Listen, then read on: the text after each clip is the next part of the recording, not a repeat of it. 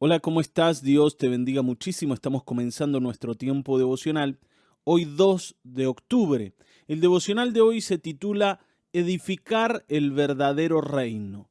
Y el texto que vamos a leer es Zacarías 4, versículo 6, y dice así: Entonces respondió y me habló diciendo: Esta es palabra de Jehová a Zorobabel, que dice: No con ejército ni con fuerza, sino con mi espíritu, ha dicho Jehová de los ejércitos.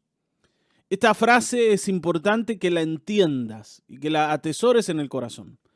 No con ejército ni con fuerza, sino con mi espíritu, ha dicho Jehová de los ejércitos. Ayer decíamos en la prédica que el crecimiento siempre lo da Dios. Nosotros podemos trabajar, nosotros podemos hacer nuestra tarea, pero no podemos hacer lo importante en la vida. Y lo importante viene del cielo, lo importante lo hace el Señor. Entonces, si entendemos que en la vida no se ganan las batallas ni con ejércitos, ni con fuerza, sino con el Espíritu del Señor, vamos a tener ganada la primera batalla, que es contra nosotros mismos.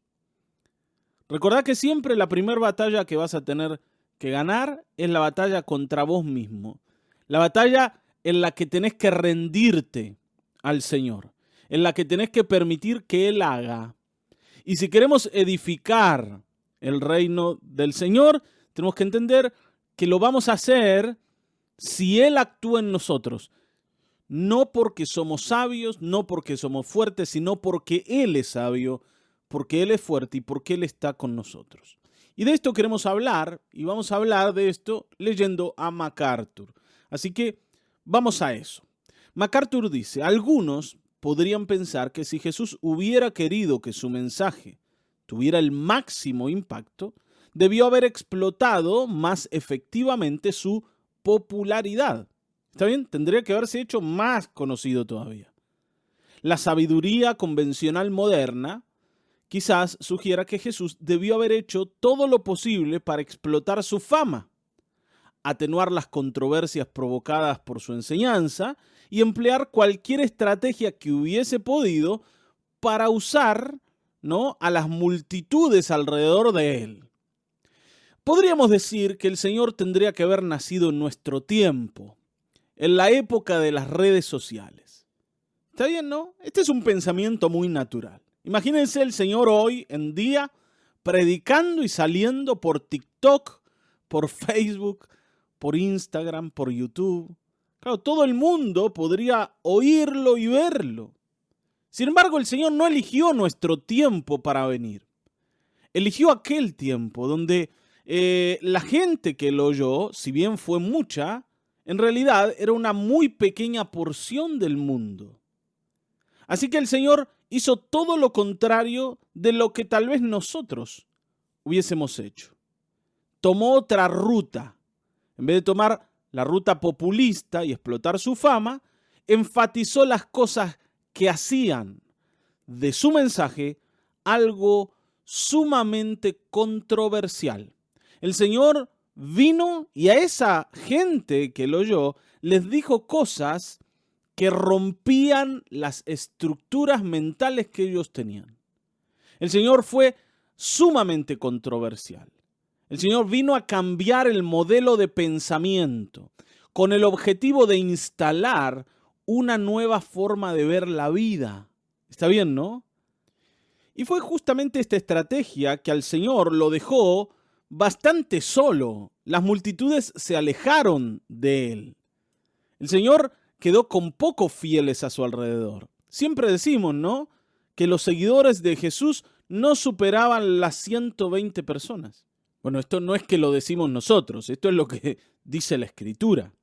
Y entre esos fieles que permanecieron con él estaban los 12. A los 12 él personalmente los había seleccionado y designado para que lo representaran. Eran 12 hombres comunes y corrientes, sin nada excepcional. Pero la estrategia de Cristo para adelantar su reino giró en torno a estos 12 hombres en lugar de girar en torno a las multitudes que lo aclamaban. Es muy importante esta estrategia del Señor. Recuerden que el Señor no esperaba impactar a las multitudes de su época simplemente. El Señor quería impactar al mundo entero a lo largo del tiempo, a través de los siglos. Y esto solamente lo iba a poder conseguir dejando una semilla firme y fuerte que crezca con fuerza en la vida de la gente. Por eso eligió trabajar con pocos, pero muy intensamente. El Señor se dedicó a vivir con ellos, a mostrarles la vida del cielo en lo cotidiano. El Señor los hizo pasar por innumerables situaciones al lado de Él y les mostraba el pensamiento del Padre y el deseo del Padre. Les hacía ver que Él era la salvación del mundo y los dejó conocerle, los dejó descubrirle. Tanto que, por ejemplo, el apóstol Juan dice, y nosotros vimos su gloria. Vimos su gloria. Nosotros lo oímos, nosotros lo tocamos, nosotros tuvimos la experiencia. Esto era imposible desde lejos, mirando a alguien que habla desde un púlpito en medio de una multitud. Está bien, ¿no? El Señor se lo llevó a su casa y vivió con ellos. Entonces, la semilla que implantó en el corazón de los discípulos fue sumamente poderosa.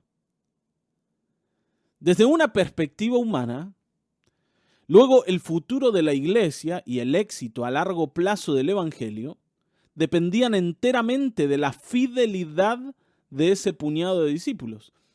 Si ellos fallaban, no había un plan B. O sea, el Señor se había ido, ya había dejado su enseñanza y ahora dependemos de que estos sean fieles a lo que oyeron.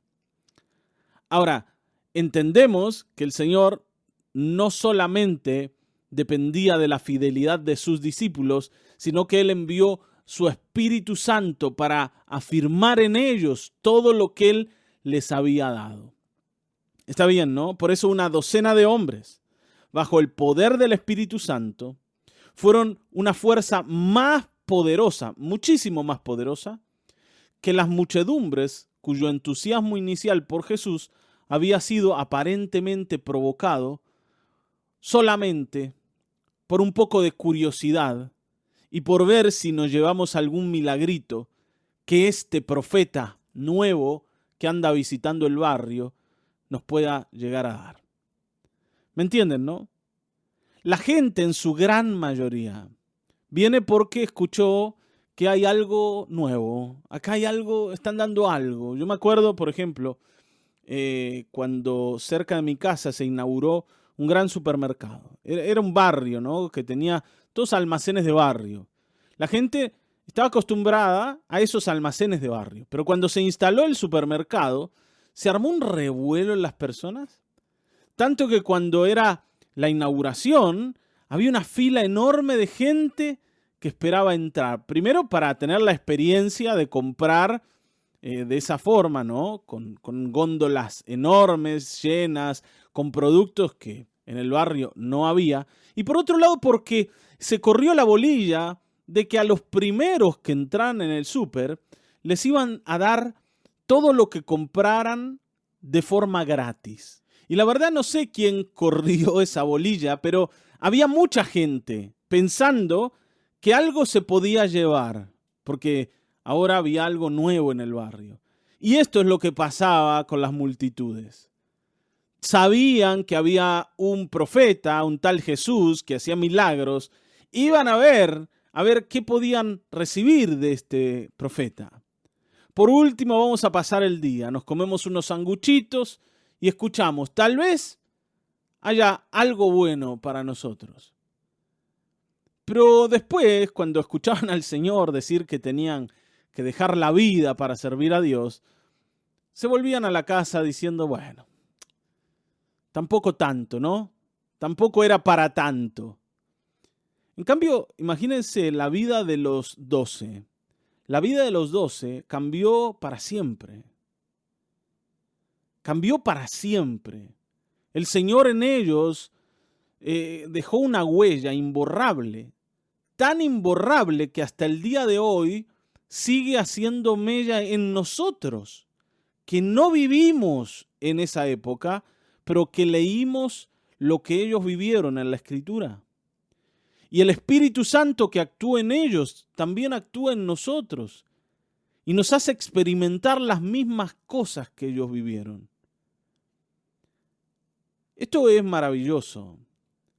El Señor edificó su reino gracias al trabajo en pequeños hombres, en pocos hombres, pero bajo la influencia de su Espíritu.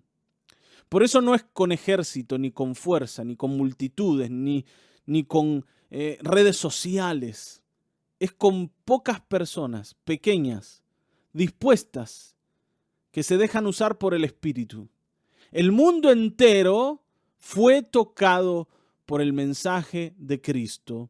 La estrategia de Jesús llevó el reino de Dios adelante y lo va a seguir llevando adelante hasta que haga todo lo que quiere hacer con él. Amén. Así que hoy entendamos que la clave está en dejarnos usar por el Espíritu, dejarnos guiar por el Espíritu, ser sinceros, ser sencillos, estar dispuestos y nada más. Aunque no tengamos nada, aunque parezca que lo que hay en la mano es insuficiente, con eso el Señor puede hacer mucho si lo ponemos delante de Él, si lo llevamos a sus pies y si permitimos que Él lo use. Amén. Yo tengo una pregunta para dejarte y es esta. ¿Qué conceptos erróneos, en tu caso, tenés acerca de cómo crece el reino de Dios? ¿Cómo debiera crecer? ¿Cómo debiera crecer en la gente? ¿Cómo debiera crecer en medio de tus amigos, en tu familia, en tu casa, en tu vida? ¿Qué hace falta para que el reino de Dios crezca? ¿Hay algún concepto equivocado que hoy te das cuenta que tenés? Bueno, te dejo la pregunta. Mañana nos vamos a volver a encontrar. Yo les mando un saludo. Dios los bendiga.